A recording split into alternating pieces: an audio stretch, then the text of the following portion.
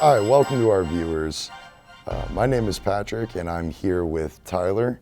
And today we're going to be discussing some things about what it is that you do in your lifestyle. And, let me start off by saying, so tell us a little bit about what your hobbies are and which one do you find to be your favorite? I have a lot of hobbies, but I would have to say my favorite is going to be tabletop games, but more specifically tabletop role-playing games. Could you explain to some of our viewers what the tabletop RPGs are, such as D&D, and what exactly does that entail? So tabletop RPGs are usually things you get with groups of people, and you play them with them. So normally you'd have a group of friends that you go play with, or you could do it at someone's house, and it's a way to,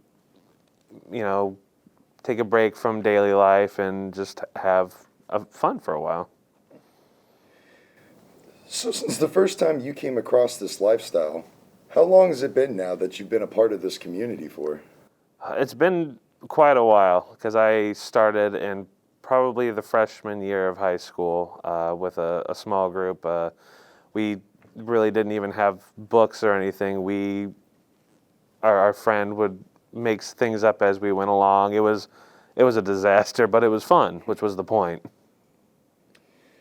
Could you describe for us the type of people and personalities that draw the same interests within this community, perhaps from maybe a form of a healthy escapism?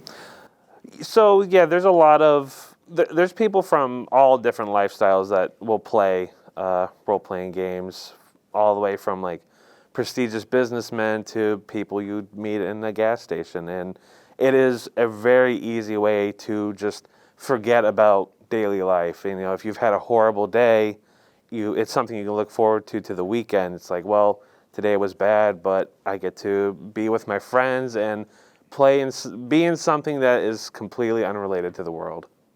Thank you. Well, for our audience back at home, we'll stay tuned in and we'll be back for another segment to get a little bit more in-depth and insight on the RPG world and the world of D&D. If you vote and you elect dishonest, incompetent people and they get into office and screw everything up, well, you are responsible for what they have done. You caused the problem. You voted them in. You have no right to complain. I, on the other hand, who did not vote, who, in fact, did not even leave the house on election day, am in no way responsible for what these people have done and have every right to complain as loud as I want about the mess you created that I had nothing to do with. Thank you for tuning back in, folks. We're here with Tyler, who's been explaining to us a little bit about the world of RPGs and tabletop games. Tyler, from before we had cut for break, we were talking about the types of personalities of the same people that are within this community. For the people who are curious about possibly trying this for the first time, what would be some pointers that you would recommend for them? Maybe money costs, maybe ways of going about reaching out. Well, nowadays it's way more accessible than it ever was. It's much more accepted in communities. You don't get made fun of for, playing RPGs anymore. It's accepted by everyone ever since actors, like Vin Diesel came out and said that they were playing. But for cost and like the people you'd be with, you don't have to spend really any money. You could put $20 in, and some people will spend thousands on it. It's whatever you are comfortable with is how you should start. Okay.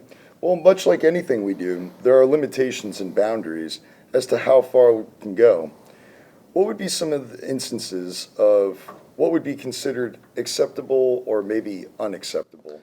So there's a lot of things that you could push, like if you're playing or if you're trying to get a group together. Usually there's one person who's the GM or the DM, which is the game master or dungeon master.